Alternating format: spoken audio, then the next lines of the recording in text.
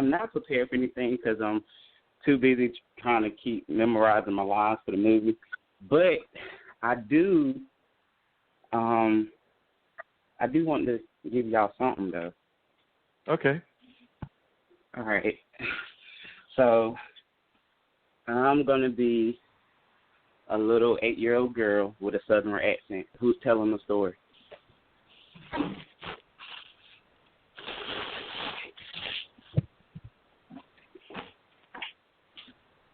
I always knew I was Daddy's little favorite.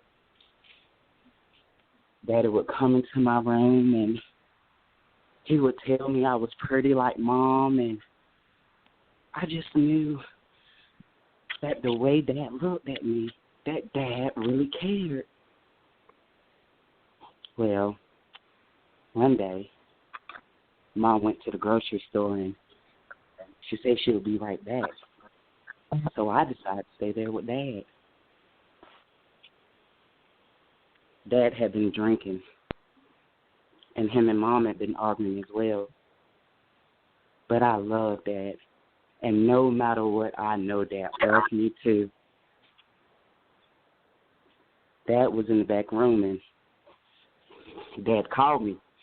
He said, "Tinkerbell, come here, come here." That's what Dad called me. So I always come when he called me Tinkerbell. So I walked into the room, and I seen Dad there. But Daddy didn't look the same. Daddy did not look the same.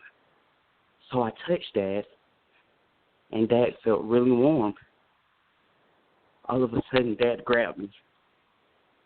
Dad had never grabbed me like that before, and I began to get scared. Dad began to make me feel very, very uncomfortable. I began to get scared as Dad began to wonder with his hands, as he began to touch, as he began to kill everything inside of me. But at the end, that was still my dad. And I knew my dad loved me. Okay, I'm bad. I came up with that, you guys. I just need y'all some.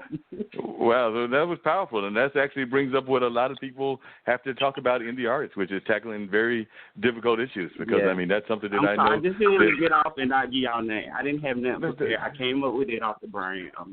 And that was very powerful, like I said, and that's something that is an issue that is a lot of folks are facing and going around the world. I mean, we've been seeing some of that with some of the accusations that are going on around our current Democratic presidential candidate. So that's a very powerful thing that folks have to think about and things of that nature. So it's one of the things I have always been a big fan of is art that is message art, and it doesn't just entertain, but also has us think about these very deep issues and issues that are very important in our community. I know I was listening to a friend of mine's Facebook Live presentation, and well, actually, it was his COVID call. It was Srinivasan, and he does these COVID calls where he talks to different people. But on Sundays, he does a positivity call, and he had an actress on that is of Indian American background, meaning that I think she's originally from India.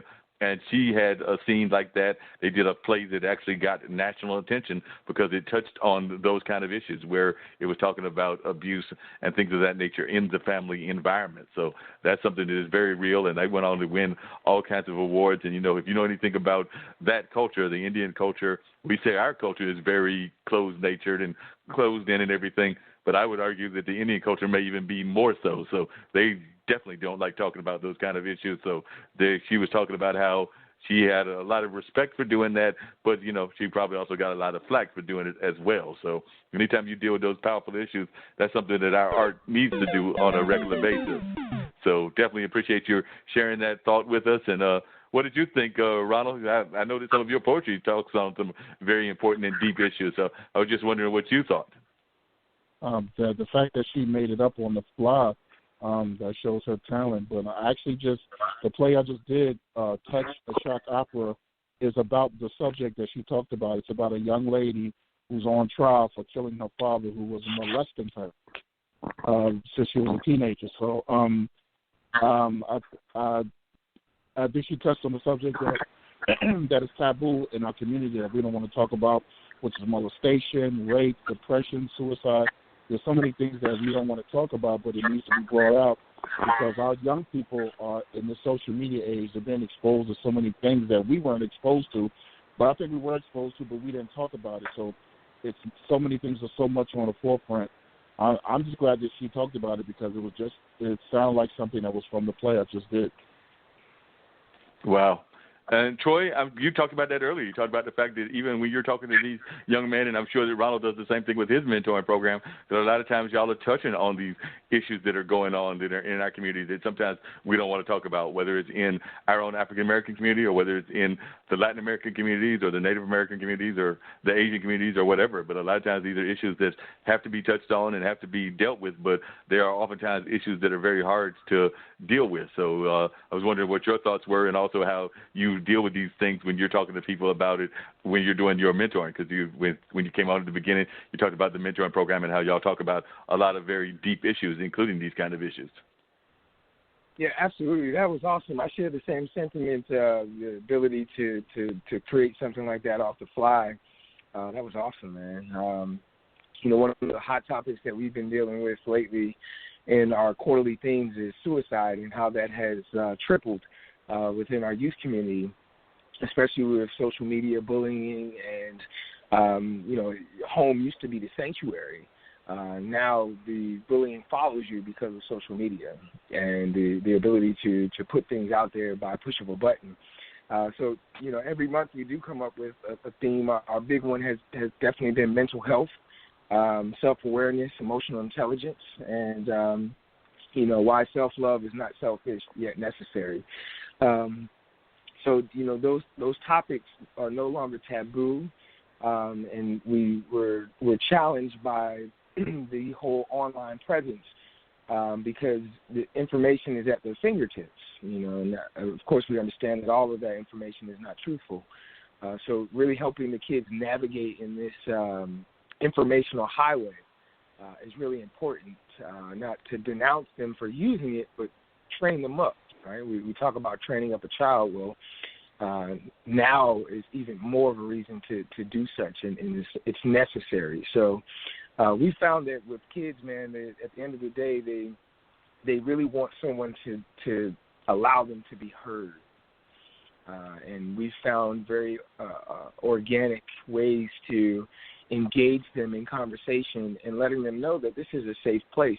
And that's what we found the greatest success in, is just really not just meeting them where they're at, but allowing them to express themselves, even if that's not even if that is an uncomfortable conversation, just allowing them that space to exhaust how they feel, their fears, the things that encourage them, and really helping to change the way that they see themselves, because that's really where it starts with the change of decision making. Yeah, definitely. And I know I had you earlier talk about how folks can reach you and everything, so I don't want to come back to you. But Ronald, and I give you give your information as well. But Skylar, if you would share with the audience how folks can reach you, what your social media is, and maybe even the name of the film that you're working on once again, as well as just any other projects that you've got going on. And then to close it out, because we've got about 6 or 7 minutes to go, I want each of you to think about, and Kane unfortunately had to drop off the call, it looks like, but I want each of you to share what kind of thoughts you would like to leave our audience with as we wrap up the show and everything. But Skylar, if you would, share your social media and maybe a little bit about when we can expect those projects to come out, the projects that you're currently working on.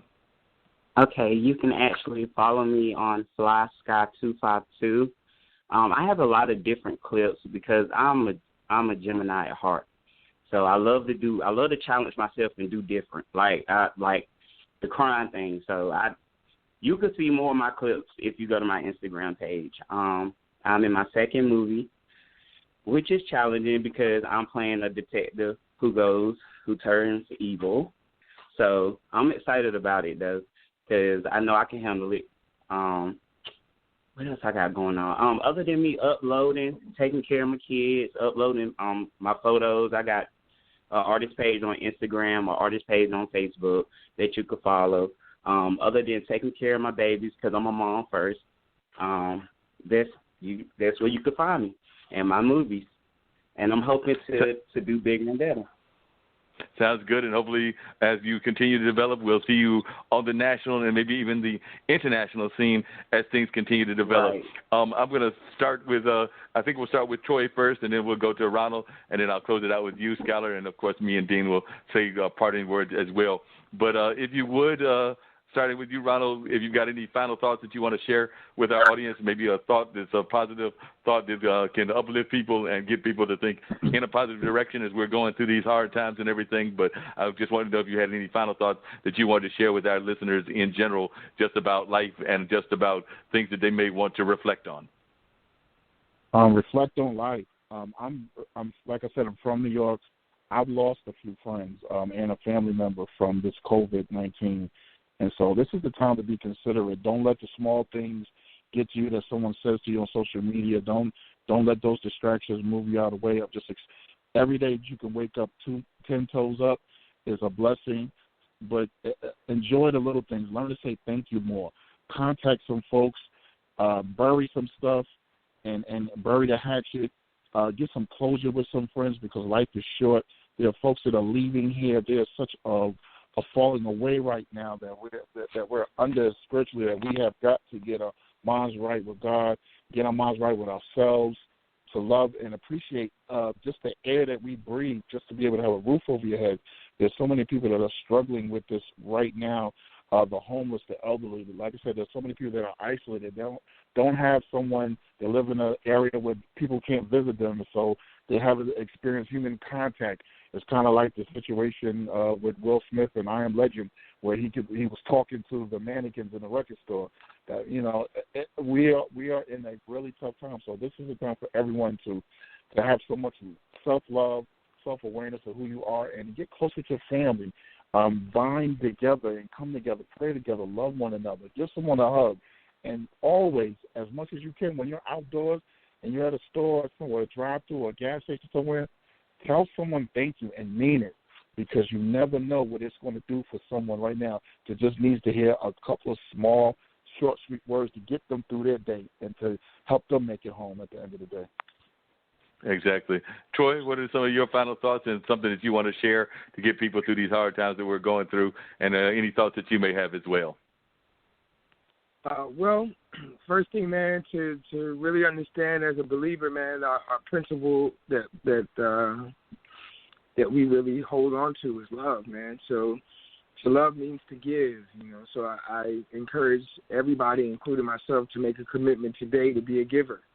A giver of time, a giver of resources, a giver of light, a giver of love, a giver of knowledge, a giver of kind words, a giver of hugs and kisses, and ultimately just be a giver. Self-love is not selfish. It's necessary at the same time. Understand that once you've recognized that for self, exude that and pour that into others. It's the little things that make the big things happen. So, continue to be conscious of those little things like my brother just spoke of. And Skylar, what thoughts do you have that you want to share with people as you're thinking about and reflecting on life and, of course, being the mother of 5 and trying to get your acting career off the ground? But what are some powerful thoughts that you want to share with our listeners as well? Me being a mom, mine would have to be, take care of home first.